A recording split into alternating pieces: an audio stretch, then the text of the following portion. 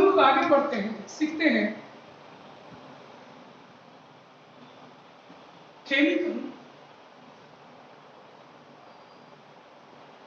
Chemical reaction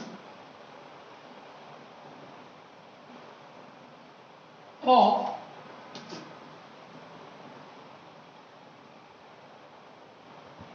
aldehyde and ketones. Chemical reaction of aldehyde and ketones. तो कैसे होता है इस पर हम थोड़ा गौर करते हैं।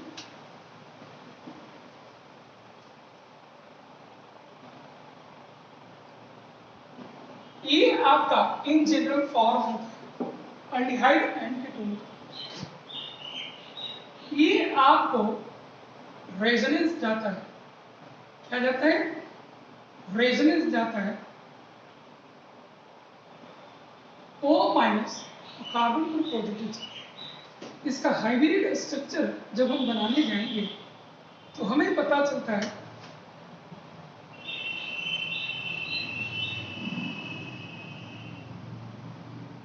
ठीक है, डबल बॉन्ड करेक्ट है, सिंगल बॉन्ड करेक्ट है, partial negative and partial positive formation होता है।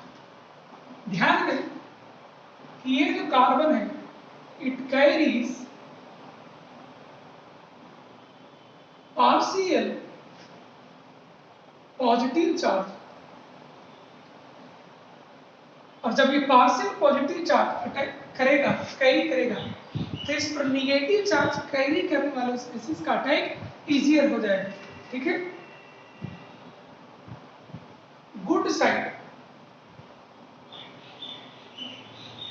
फॉर अटैक ऑफ न्यूक्लियोफाइल, ठीक है, good for attack of nucleophile. तो इसका रिएक्शन सीखते हैं। एसिडिक मीडियम में इसका मैकेनिज्म क्या हो जाएगा? एसिडिक मीडियम में इसका रिएक्शन क्या हो जाएगा? तो एसिडिक मीडियम में क्या होता है कि अल्डिहाइड कीटोन लेते हैं, सबसे पहले आपको प्रोटोनेशन होता है। ये एसिड बेस रिएक्शन इनका प्रोटोनेशन आपका हो जाता है।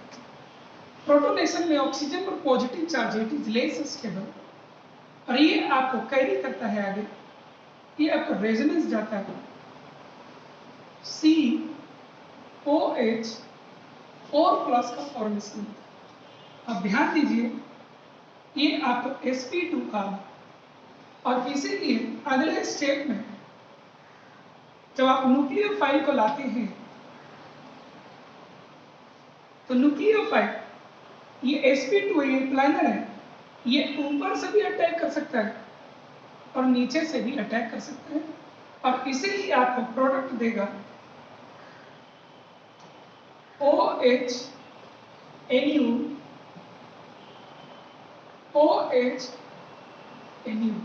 तो यहाँ सोचने वाला बात ये है कि अगर ये दोनों अल्काइल ग्रुप डिफरेंट हो, अगर यहाँ पर लगे हुए दोनों ग्रुप डिफरेंट हो, तो इस कार्बन से जुड़ा हुआ 1 2 3 4 चारों ग्रुप्स डिफरेंट हो जाएंगे, and in that case it may show enantiomerism. ठीक है, तो इस बात को हम लोग नोट कर लेते हैं। मे शो इनैंसियोमेरिज्म, इट मे शो इनैंसोमेरिज्म। कब? जब यहाँ पर ये दोनों ग्रुप डिफरेंट हो तब। ठीक है, चलिए आगे बढ़ते हैं। अगर बेसिक मीडियम लिया जाए तो क्या होता है?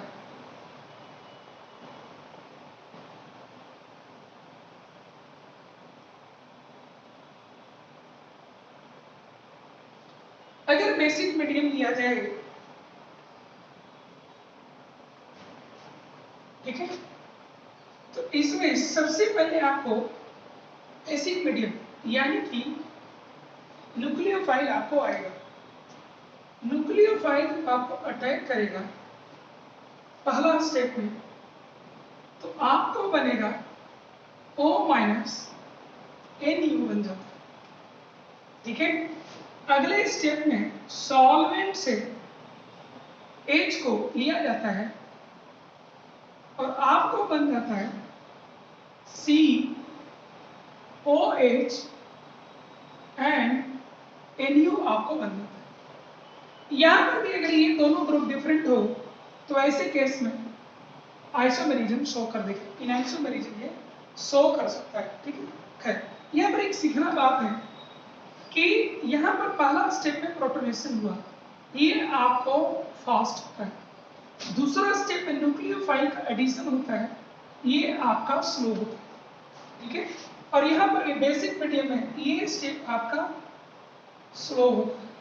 इन दोनों ही केसेस में whether the reaction has occurred in acidic medium or in basic medium, in both the cases addition of nucleophile has occurred in the RDS state and therefore the reaction is called nucleophilic addition reaction.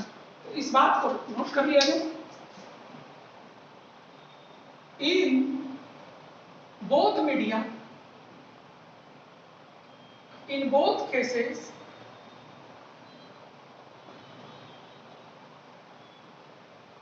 addition of nucleophile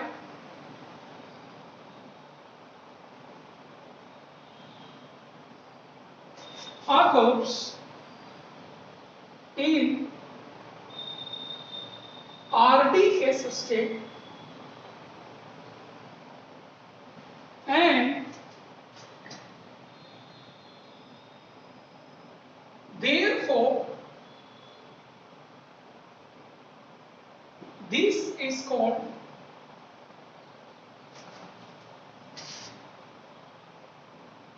nucleophilic addition reaction. Nucleophilic addition reaction, nucleophilic addition reaction, ये के नाम से जानते हैं। तो हम लोग इस चीज को यहाँ पर लिख लेंगे कि अगर क्वेश्चन पूछ दिया जाए कि what is the characteristic reaction of aldehyde and ketone, characteristic reaction of aldehyde and ketone, क्या इस कैरेक्टरिस्टिक रिएक्शन का नाम है? Nucleophilic addition reaction. क्या इस रिएक्शन का नाम है बाबू? न्यूक्लियोफिलिक एडिशन रिएक्शन के नाम से ये जाना जाता है। ठीक है, हम लोग को आगे सीखना है factors affecting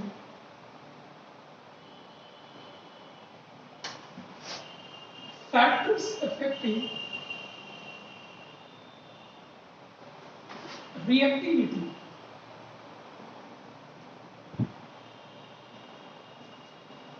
Factors affecting reactivity.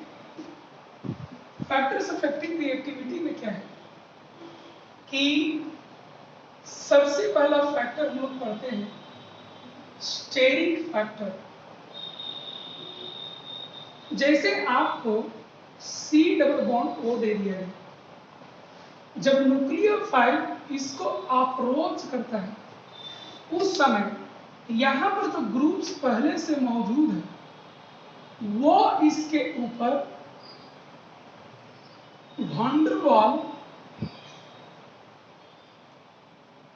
Repulsion show करेगा।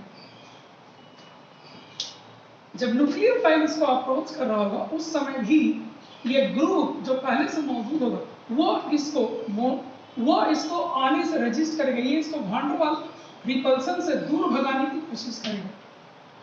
समझ गए? और इसीलिए जितना ज्यादा वैंडरवाल रिपल्सन ये शो करेगा इसका एडिशन उतना ही स्लो होगा। ये ज्यादा वैंडरवाल रिपल्सन कब शो करेगा? जब ये बड़ा साइज का होगा। तो बड़ा साइज का होगा तो रिएक्शन स्लो होगा, तो छोटा से छोटा साइज का होगा तो रिपल्सन आपको कम होगा और रिएक्शन का रेट ज्यादा होगा। तो यहाँ पर एक पॉइंट हम लोग लिख लेते हैं कि size of R group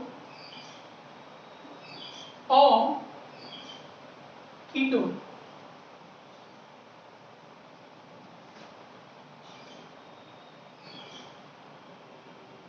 size of R on aldehyde ketone, ये आपको जितना बड़ा होगा वान डेर वाल रिपल्सन उतने ही ज्यादा होगा, and rate of nucleophilic addition reaction उतना ही कम होगा। Size of alkyl group on carbonyl जितना ज्यादा होगा, वान डेर वाल रिपल्सन आपको उतना ही ज्यादा होगा, और rate of nucleophilic addition reaction आपको उतना ही कम होगा। तो rate of nucleophilic addition reaction सबसे बड़ा करने के लिए क्या करना होगा, साइज ऑफ अल्काइल ग्रुप सबसे छोटा करना होगा, और इसीलिए रेट ऑफ रिएक्शन का ऑर्डर की बात करें तो ये आपको सबसे फास्ट रिएक्शन जाना चाहिए। इसके बाद आपको RC डबल बॉन्ड OH जाना चाहिए। इसके बाद आपको RC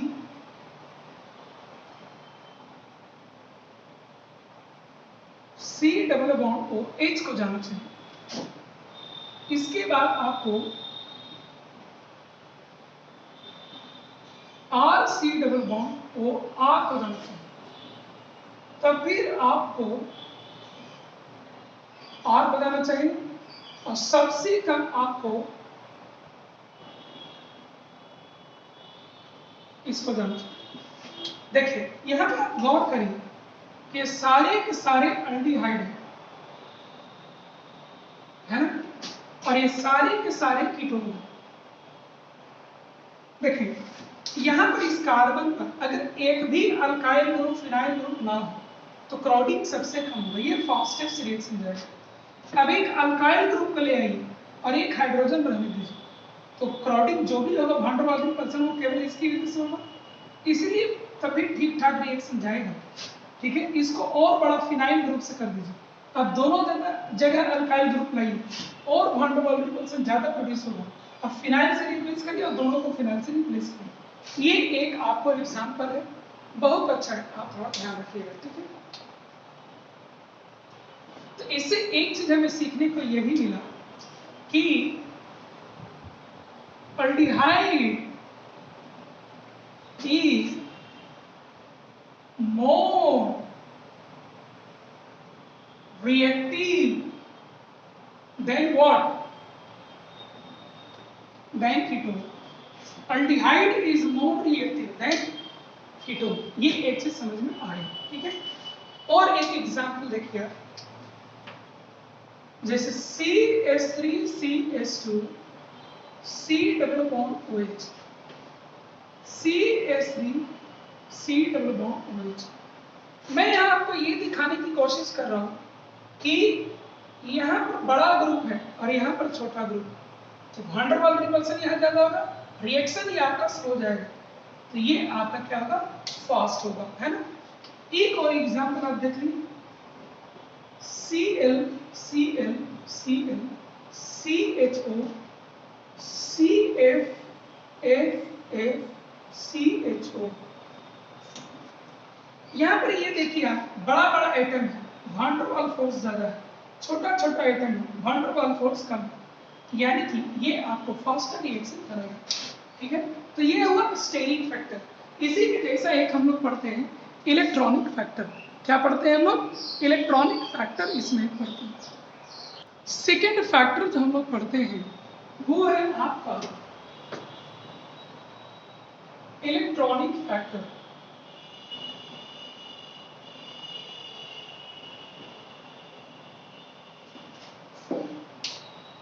इलेक्ट्रॉनिक फैक्टर, जैसे आप रिएक्शन देखते हैं,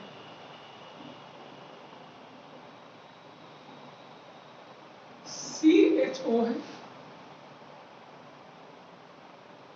CHO NO2 है, CHO एंड CH3 लगा। क्या है, न्यूक्लियोफिलिक एडिशन रिएक्शन तो यहाँ पर होने वाला है, लेकिन ये नाइट्रो ग्रुप आपको इसके ऊपर -m एंड -I शो करके इसके इलेक्ट्रॉन क्लाउड को पुल कर लेगा। इलेक्ट्रॉन क्लाउड को क्या कर लेगा, ये पुल कर लेगा और इसको बना देगा मोर इलेक्ट्रॉन डेफिशिएंट बना देगा। क्या बना देगा, मोर इलेक्ट्रॉन डेफिशिएंट। ये आपको hyper conjugation plus I show करके इलेक्ट्रॉन डेंसिटी को और आपको ऊपर बढ़ा देगा। इलेक्ट्रॉन डेंसिटी को बढ़ाएगा तो ये क्या हो जाएगा, लेस इलेक्ट्रॉन डेफिशिएंट हो जाएगा।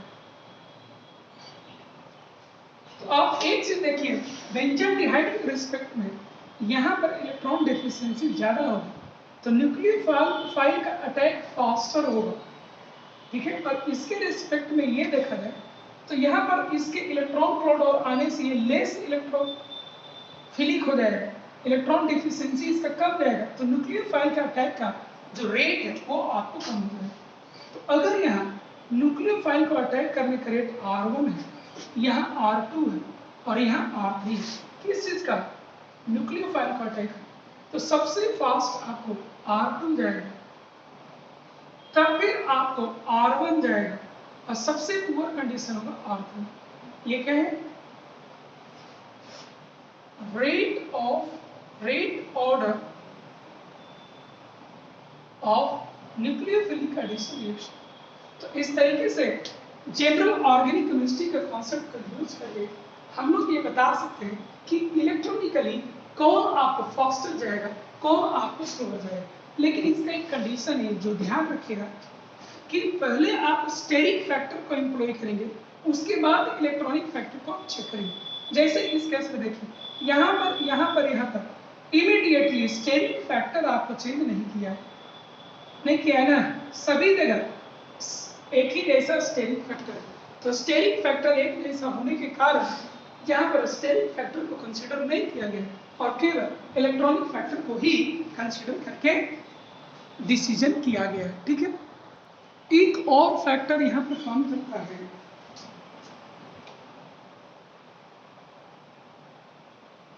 वो ये है कि मान लीजिए कोई भी साइक्लिक कीटोन आप लेते हैं तो वो cyclic ketone open chain ketone से हमेशा ज्यादा रेट है, ठीक है।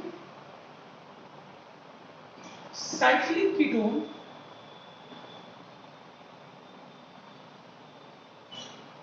are more reactive than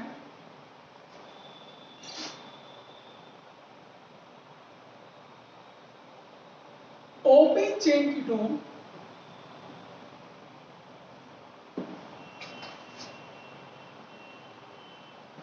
due to presence of angular ring strain in the cyclic ketones. In the cyclic ketones, जैसे इसको देखिए आप,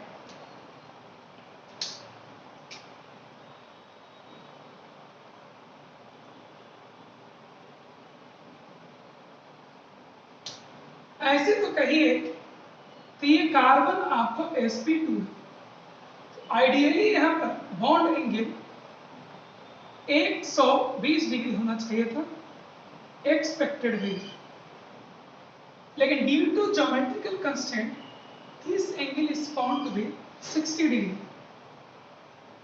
होता कितना है, 60 डिग्री, ठीक है। ये इसका ऑब्जर्व्ड वैल्यू होना चाहिए था, इसको 120 डिग्री है कितना, 60 डिग्री। तो यहाँ पर एक स्ट्रेन मौजूद है जो चाहता है कि हम फैल जाए किसी तरीके से और एंगल हम बढ़ाएं अपने आप। ऐसा करने का मौका इसको मिलता है। कैसे मिलता है, जैसे ही यहाँ पर कोई न्यूक्लियोफाइल ऐड होता है, ये आपको इस कंपाउंड में कन्वर्ट हो जाता है। जहां पर अब ये क्या हो गया, sp3 हो गया, क्या हो गया, sp3। तो बॉन्ड एंगल कितना हो गया, बॉन्ड एंगल कितना हो गया, तो बॉन्ड एंगल अभी भी 60 डिग्री ही है, ये ठीक है। होना कितना चाहिए था according to sp3, 109 degree 28 minute, ये इसका एक्सपेक्टेड वैल्यू है कितना, 60 डिग्री, ये इसका ऑब्जर्व्ड वैल्यू। आप खुद देखिए यहां पर लगभग डिफरेंस कितना का है, 50 डिग्री का है, यहां पर लगभग डिफरेंस कितना का है, 60 डिग्री का है।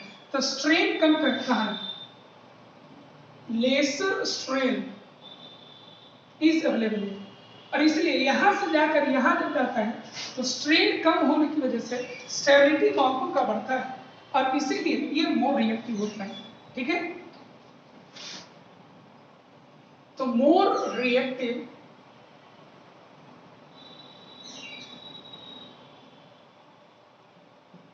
ये आपका क्या होता है, मोर रिएक्टिव होता है। तो एग्जांपल में आप देख सकते हैं कि अगर इस कंपाउंड का रिएक्टिविटी की बात करें तो ये आपको ओपन चेन के किसी भी कंपाउंड से ज्यादा रिएक्टिव होगा, ठीक है। और एग्जांपल देख सकते हैं, जैसे एक कंपाउंड हमें ये दे दिया गया है, एक कंपाउंड हमें ये दे दिया गया है, और एक कंपाउंड हमें ये दे दिया गया है। मुझसे पूछा जा रहा है कि इनमें रिएक्टिविटी का ऑर्डर क्या है, तो जितना ज्यादा एंगल स्ट्रेन होगा रिएक्टिविटी उतना ही ज्यादा होगा। सबसे ज्यादा एंगल स्ट्रेन आपको कहाँ मौजूद है, फर्स्ट केस में, ये इनका रिएक्टिविटी का ऑर्डर होगा, ठीक है। तो इन सब चीजों को आप ध्यान रखिएगा, ये सब भी आपको क्वेश्चन में आते रहेंगे, ठीक है।